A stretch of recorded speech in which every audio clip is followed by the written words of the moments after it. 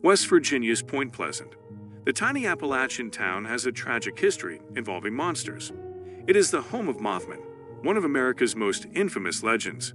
This guy with wings, described as a humanoid figure with enormous wings and flashing red eyes, was originally seen in this area in the 1960s and has since been a regular sight at Point Pleasant. The monster is the ideal illustration of timeless contemporary American legend. Even in the heart of downtown, there is a statue of the Mothman. But how can the Mothman phenomenon be explained? Was it a sophisticated deception, or did people just mistake a real object for a fantastical creature? Or perhaps it was something so strange that it defies explanation. According to one theory, the Mothman sightings may have resulted from hoaxes or incorrect identifications. Some contend that individuals might have mistaken actual objects or animals for the fanciful Mothman. An example is the theory put out by a professor at West Virginia University that the Mothman might have been a sandhill crane. With its enormous wingspan and red eye markings, sandhill cranes resemble one another in appearance.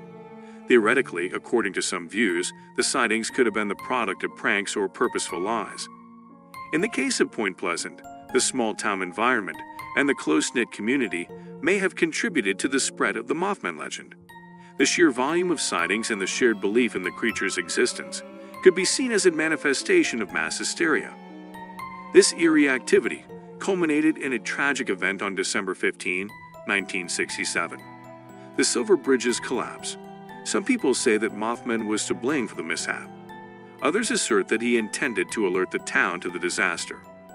5 gravediggers reported seeing what they claimed to be a guy with wings gliding above their heads on November 12, 1966, near Clinton, West Virginia. An eyewitness, Kenneth Duncan, later recalled that the beam was visible for approximately a minute as it glided past the trees. However, it was in this location that Mothman rose to fame. Better known as the TNT region, this area. Roger and Linda Scarberry and Steve and Nuri Malik, 2 Nulud couples, were married on November 15, 1966. They saw what appeared to be a guy with enormous wings standing in the middle of the road as they were supposedly traveling through the TNT area. According to Steve, the creature was described as being between 6 and 7 feet tall, with a 10-foot wingspan and crimson eyes about 2 inches in diameter and spaced 6 inches apart. When the car headlights hit the creature, who appeared to be avoiding the light, Linda reported she could not see a head or arms, but did make out glowing red eyes. They sped away from the figure in a hurry out of fear. However, shortly afterward, they saw it again while driving along Route 62. This time, it went after them. They said they could not move the creature up to 100 miles per hour. Around 2:00 a.m. that morning, the group, deeply affected by the incident, drove directly to the sheriff's office to submit a report. A former munitions complex that housed explosives during World War II was where the Mothman sightings in Point Pleasant were mostly reported. It has been suggested that the Mothman and other mutated animals and birds result from hazardous environmental compounds, such as illegally deposited pollutants. But there isn't any hard data to support this notion. Officers began their investigation when they arrived at the TNT site, but could not find proof of the creature. I'm researching by browsing their archives in the Point Pleasant Public Library. The first Mothman sighting was reported on Wednesday, November 16, and this is a copy of the original Point Pleasant log. A couple spots a large bird monster the following morning. So there are drawings. Drawings exist. One of the first eyewitnesses' sketches of the Mothman was corroborated by another. Due to lack of sleep the night after their terrifying incident, both were slightly pale and exhausted. They guessed that the creature might be residing in one of the massive boilers of the abandoned power plant. Pigeons are present in every other structure, but not in that one. A top-secret government institution, that was. All of the explosives were created using the atomic bomb. All residents of the town were employed by it. You would ride a bus with all the windows to get to work here. We're completely dark, making it impossible to see anything within the facility. And they took you immediately to your place of employment. They never noticed anything once you completed your task and boarded the bus again. And they shut down the facility on the day we dropped the bomb on Hiroshima. There it was. It finished. It is where they kept the TNT, nitroglycerin, and explosives. It's unsettling to initially begin bringing people here while there is still gunpowder on the ground. Therefore, this is unquestionably Mothman graffiti. I'm talking about the humanoid structure. We have wings, and you can see two really big eyes. And there's something eerie about the deserted buildings, the legends, and the actual history. In November 1966, more than 100 eyewitnesses began to relate testimonies stating that this region has a Mothman. Almost everyone concurred on the same ideas.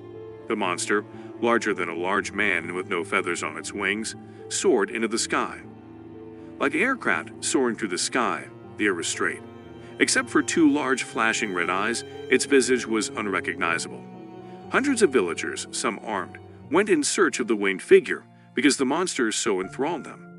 A police officer was in charge of controlling traffic. There was a ton of it. Newspapers are sometimes the first to report the emergence of a legend.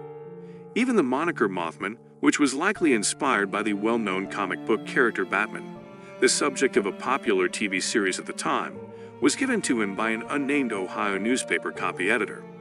The Mothman was given a new name, the Mason Bird Monster, by the Beckley Herald-Dispatch later that month, but it didn't catch on.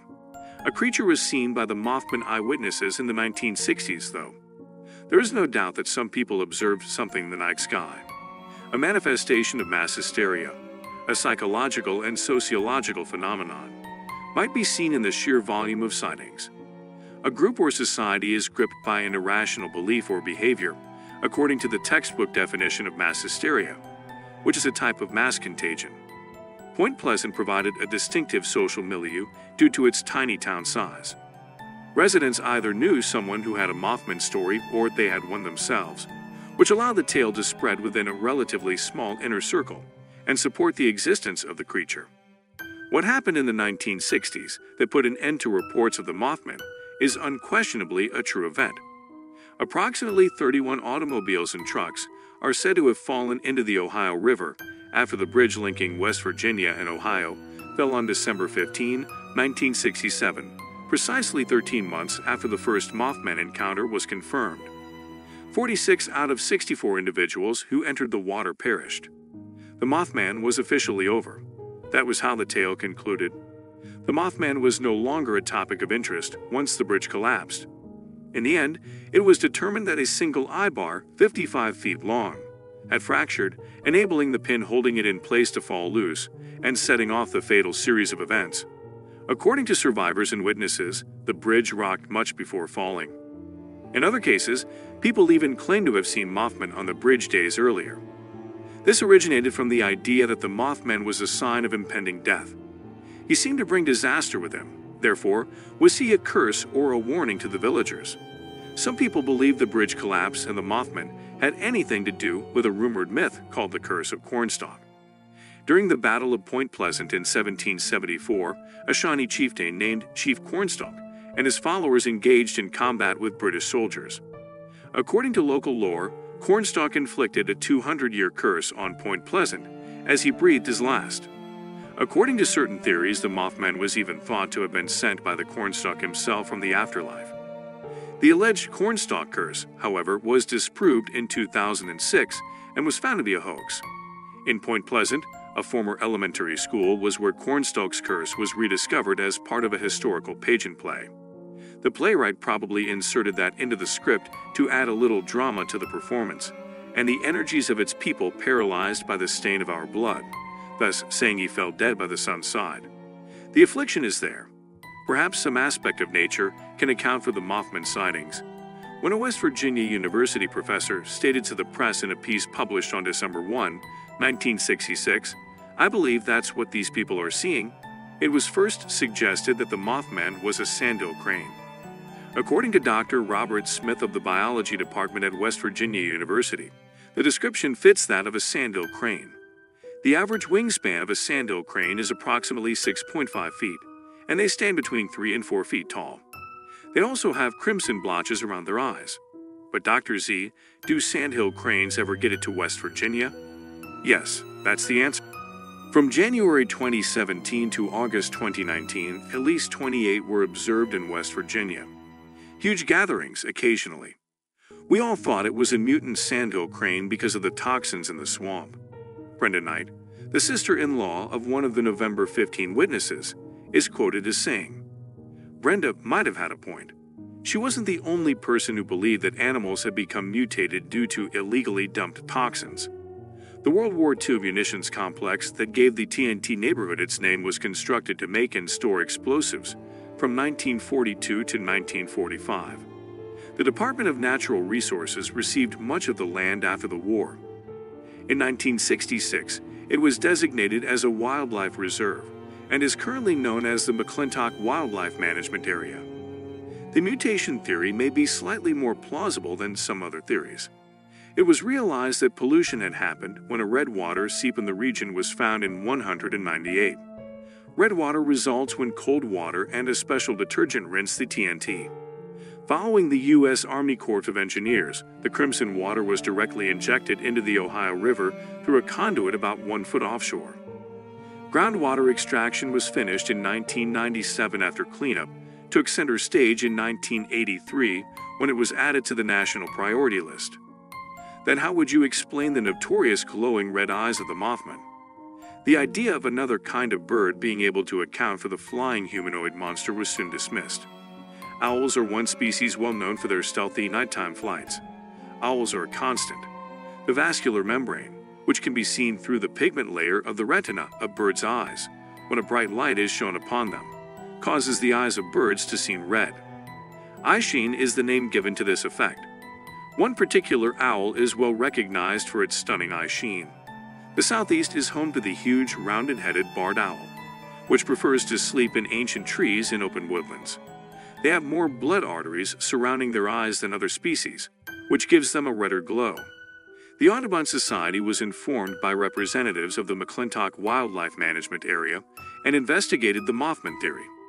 Although the species is present in good numbers in the area, some residents of Point Pleasant contend that Mothman was just a misplaced weather balloon or possibly a sophisticated deception. Along with Mothman himself, there is a local legend. What about a local teenage prankster who thought it was amusing to leap out at passing cars while wearing a Halloween costume in the TNT area at night? This hoax might have been perpetrated more than once, but that doesn't truly explain the Mothman phenomenon. You're probably wondering how we've made it this far without bringing up the Mothman prophecies by John Keel, the book, and the 2002 movie adaptation. Adaptation and amalgamation are the most significant texts for the legends spread outside Point Pleasant. Hill, a journalist and paranormal investigator, visited Point Pleasant in December 1966 to look into the Mothman and other spooky occurrences there. Many of the initial witnesses were examined by him, and he even asserted to have had contact with what he called ultra-terrestrials. Regardless of whether the Mothman prophecies are true, the book focuses more on UFOs and men in black than on Mothman. One unquestionable outcome of the 1975 book and movie was the widespread recognition of Mothman and the emergence of Point Pleasant as a tourist destination. Frankly, there is only one Mothman and one Point Pleasant. People were quite interested in that. The community didn't think it was true. Nevertheless, reports of sightings persisted. The newspaper continually covered it, but it was primarily done in jest. All of that was there. But to be completely honest, it still is for most people today. They erected his statue on Main Street in 2003, a year after the film was released. A full Mothman museum debuted in 2005. Jeff Walmsley, a citizen of Point Pleasant. It attracts thousands of visitors each year due to the nearby Mothman expert. A large portion of the movie props that we have at the museum were donated, which served as the impetus for establishing the institution.